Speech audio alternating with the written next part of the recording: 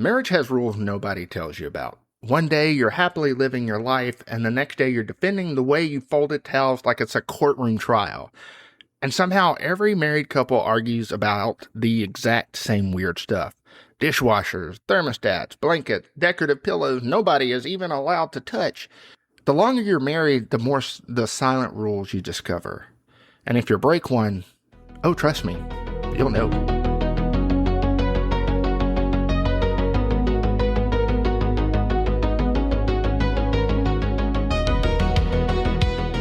Welcome back to Mostly Me, Occasionally Wise, the podcast where we laugh at life, survive parenthood, and try to figure out things one chaotic day at a time. I'm your host, Brian, and today we're talking about the unwritten rules of marriage, because apparently once you get married, there are 100, if not 1,000 little rules nobody explains beforehand.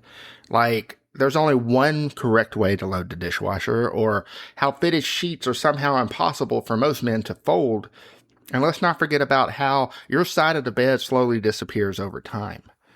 And honestly, marriage is one of the funniest, weirdest, most exhausting, and best parts of life at the same time. So today we're diving into all the little relationship rules we somehow learn the hard way. And honestly, a lot of these unwritten marriage rules get even more intense once you become a parent. Because once kids enter the picture, everything changes. Communication changes, sleep changes, your definition of a relaxing night changes. So before we jump into all the marriage rules, let me tell you about something that happened this week in Dad Life Debrief. If you're new to the show, Dad Life Debrief is an opportunity for you as the listener to get to know me outside of recording the podcast. It gives you a chance to join me on my, weekly adventure, being a dad, a husband, a family man in general. And I just kind of talk about my week. And this week was a great week. We opened the pool recently here at the house. So we spent a lot of time in the pool because it's warm here in the South. And when I say warm, it's a humidity and a hot heat clashing together. And so it's hot. It's uncomfortably hot. We spent a lot of time in the pool. My 14-year-old son got to go camping with his grandparents and his uncle and aunt and their 2 kids, and he had a blast. It was an amazing opportunity for him because he loves to fish, and so he got to go do all the fishing he wanted. We got to see a picture Saturday morning, maybe Friday night, with him and a big old bass that he caught that had to have been as long as his leg, but the look on his face was amazing, and we were loving every second of it. But the big thing this week was Becca and I were invited to go and see an AC/DC cover band as a tribute band. And so we jumped on the opportunity. My 19-year-old daughter and her boyfriend offered to watch our 4-year-old because the 14-year-old was gone fishing, and you can't leave a 4-year-old alone, obviously, in the house because everything will turn chaotic quickly. And plus, it's the law frowns upon it. But anyways, we got the opportunity to go on a date and hang out with my daughter's boyfriend's parents at this AC/DC concert, and we had a lot of fun. And it felt good to just get out. We don't get to go on dates very often. A lot of our date nights are here at the house, whether it's watching a show, playing a card game, playing a board game, or just laying in the bed, cuddling, and then just going to sleep. And you kind of lose sight of what's important as far as date nights, but you also learn to adapt. And with this phase in life that we're in, we're just busy. And it's not that we don't love each other. It's not that we don't want to spend time with each other. We try to make a point in that, but we realize that it's not going to be us going on date nights every week like we used to. We're just going to have to take them when we can get them, or we try to make it happen here at home. So Saturday night was incredible. The cover band, they called themselves Hell's Bells. They were all about AC/DC, so much that they dressed up as members of AC/DC. You had Bill Rudd, Malcolm Young, Angus Young, Brian Johnson. They were all decked out in the costumes, and they did AC/DC songs from the Bon Scott era and the Brian Johnson era, and it was just so much fun. And it was just finally, it was an opportunity to breathe and to just get some of that weight as a parent off your back, because, you know, as parents, we do put a lot of weight on our shoulders because we want to give our kids the best life. And of course, we've covered in previous episodes about how we struggle with guilt and all these other things that comes with a parent. So Saturday night was a much needed date night.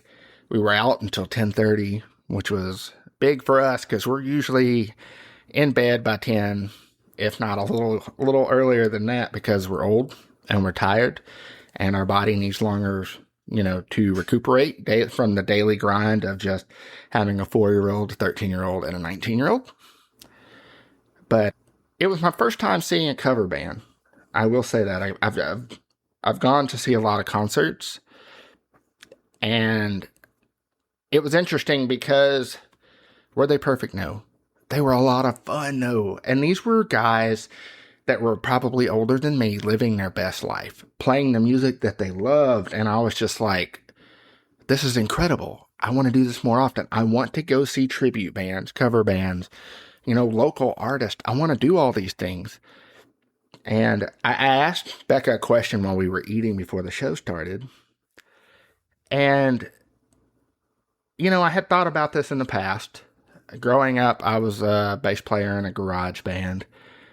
And after that kind of fizzled out because we kind of just all went our separate ways, and my brother and I teased creating a band kind of like Tenacious D. If you're unfamiliar with Tenacious D, it's Jack Black, Kyle Gass. Look them up. Their music isn't for the young ones. If you know anything about Jack Black, you know how loud, eccentric, just no filter he can be. But I asked my wife, if you were to be in a cover band or create a cover band of your own, who would you cover? And of course, my wife loved 90s country. And the first thing that popped up in her head was Shania Twain, which I was like, okay, you know, Shania Twain would be a lot of fun for her. She would get to dress up in the country get up and the cowboy boots. And, you know, it would be a lot of fun for her. And she asked me the same question in return. And I had to think about it because I love all sorts of music. My mind jumped from a Poison cover band, a Van Halen cover band, you know, a 90s punk rock cover band like Lit or The Offspring or Candlebox or something like that. And I was just thinking, okay, I'm getting older, so I can't run around on stage and things like that because I just don't have the body for it anymore, even though I am going to the gym as often as I do. Billy Joel crept into my mind because Billy Joel he's chill, he's relaxed. And I was like, okay, you know, this would be the perfect cover band for me to be a part of because I could just sit on a stool or sit in a chair, love to, you know, learn to play the piano or however. And Billy Joel has a lot of songs that you can sing to because, yeah, there are some faster paced Billy Joel songs, but he is more of an intimate artist where he wants to get involved with the crowd. He wants the crowd to get involved with him. So yeah, my question this week for all our listeners is, if you were to be in a cover band covering an artist of your choosing, who would it be and why? Let's get into the first segment of the show, the rules every married man learns. Marriage has taught me something very important. There are certain things in this life where your opinion does not matter at all. And one of those things is folding towels. Now, I have gotten better over the years, but starting out, I learned quickly that there is only one correct way to fold a towel. And I didn't even know towels had rules. I thought if it's folded and not on the floor, we won the battle. But no. There is a system. There is a method. There's probably a certification process I'm not even aware of. And somehow, when I folded those towels, my wife looks at them like I had wrapped them with my feet. And of course, don't even get me started on loading the dishwasher, because according to my wife, and this is an ongoing battle, I've apparently never loaded a dishwasher correctly a single day in my life. Didn't grow up with a dishwasher, so I didn't really get the privilege of having a dishwasher until Becca and I were honestly married. So over the last 10 years, I have been doing it wrong. I'm in there just trying to help and fit the dishes like a puzzle game from the 90s. Meanwhile, she walks in like a kitchen engineer, and she says things like, no, the bowls go here. Why don't you put the cups there? You're blocking the sprayer. I didn't even know dishwashers had a strategy. And somehow every married couple has one person who loads the dishwasher and one person who reloads the dishwasher correctly, and that is Becca and I. I mean, that's marriage. You try to help, and somehow you create more work. I'll spend 10 minutes loading the dishes, feeling productive, like I've accomplished something. Then my wife walks in, starts moving everything around like she's solving a Rubik's Cube. And at that point, I just slowly back away because I value life. And I pretend like I was emotionally supportive during the process. And another thing marriage teaches you?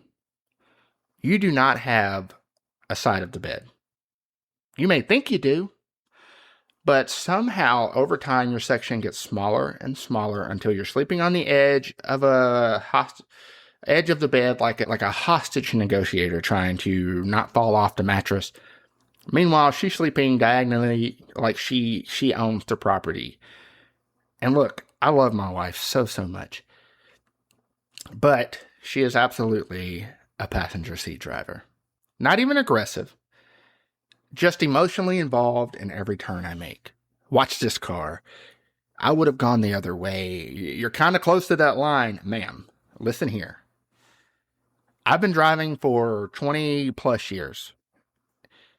If we've survived this trip to Target, I'd like to take partial credit. And the wild part is, passenger seat drivers always act calm while causing panic. You're good. Watch the curve. Brake. Oh, wow. Oh, wow. You can't say, oh, wow, while driving and then refuse to explain yourself. That's psychological warfare. But the most impressive thing my wife does, and this is truly impressive, is she knows how to fold a fitted sheet. To me, that's not a skill. That's sorcery. I've watched YouTube tutorials on this. I've tried, and I've learned to accept defeat.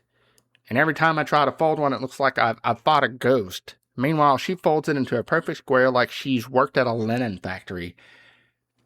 And honestly, that's when you realize marriage is just accepting that your wife is naturally better at certain things.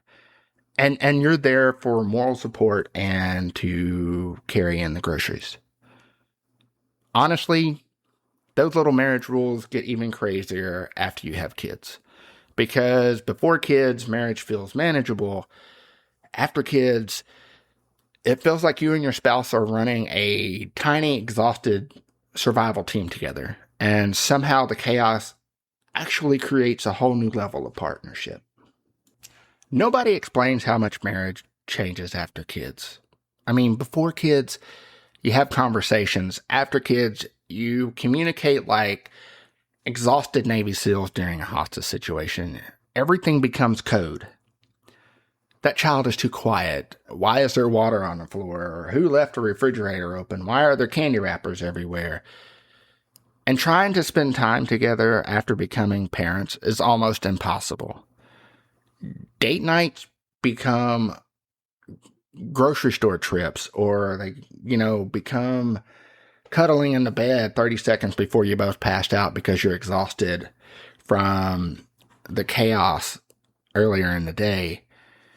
I mean, it's honestly at this point, walking through Target alone together without any kids feels romantic. I mean, yeah, we may be there buying things that we just don't care to buy, but it's just getting to spend time together and just talk about adult things. It really is kind of romantic. And I know that's weird. And it's, there's not a whole lot of romance in marriages with kids. At least not for a while. You try to make things work here and there, but at the same time, it almost becomes like a tactical coordination because, at one point during the day, I may make eye contact across the room to my wife, and it's not that moment where you stare at each other and you're like, oh, and a romantic song, comes out and starts playing over, the airways. It's more like exhausted soldiers surviving another mission. And honestly, that's counted bonding. And another thing, silence becomes terrifying. Before kids, silence was peaceful. It was calming. You were like, ah. Now, if the house gets quiet for more than 30 seconds, you panic because somebody's drawing on a wall or feeding cheese to the dog or climbing furniture they're absolutely not supposed to be climbing. Kids are never quiet for good reasons. Adults hear silence and think peaceful, calm, collected. It's almost like a home feel to it. Parents hear silence and think, what's broken? Because if your house gets too quiet, somebody is either coloring furniture, which we've had happen, or attempting science experiments with toothpaste, which is also something that has occurred. Parenting together turns marriage into survival mode sometimes, but weirdly, it also makes you appreciate each other more because nobody understands your exhaustion better than the person surviving it with you. And as exhausting as all of that can be, it also makes you realize something important. A lot of the best parts of marriage aren't the big romantic movie moments people talk about. It's the small, everyday stuff, the teamwork, the routine, the feeling of having someone beside you through all the chaos. And honestly, nobody really explains that part enough. Nobody warns you that marriage isn't really about the big moments. It's about the tiny, everyday stuff. The inside jokes no one else understands. The random conversations in the kitchen at midnight. The little routines you accidentally create together. And over time, your spouse becomes your safest person. Not perfect, not magical, just familiar, comfortable, home. And I think that's the part nobody explains when you first get married. Love changes. At first, it's excitement and butterflies. And yes, there are moments throughout your marriage that happens. But later, it becomes more about teamwork, especially if you have kids. It becomes about sitting on the couch exhausted together after a long day and somehow still choosing each other. It becomes knowing somebody so well that you can communicate one look across a room full of screaming kids and that other person knows what you're thinking. That's the real relationship stuff nobody talks about enough. And honestly, to me, that's the stuff that matters the most, not the fancy dates, not the social media social goals. It's having somebody there during the exhausting days. Somebody who knows you're stressed before you can even say a word. Somebody who still chooses you, even after seeing how you load the dishwasher or how you fold the towels. But to me, that's real love right there. Because eventually marriage stops being about trying to impress each other and starts becoming, how did we survive this week without losing our mind?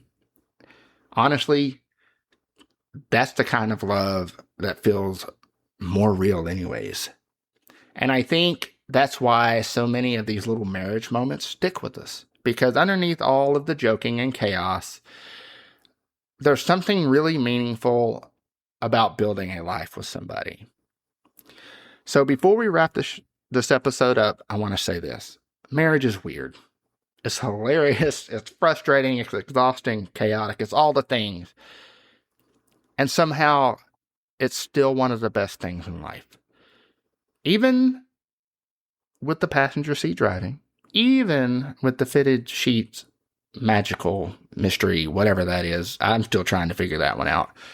And even with the fact that I fold towels like a raccoon, at the end of the day, having someone go through all the chaos with me, that's a pretty incredible thing.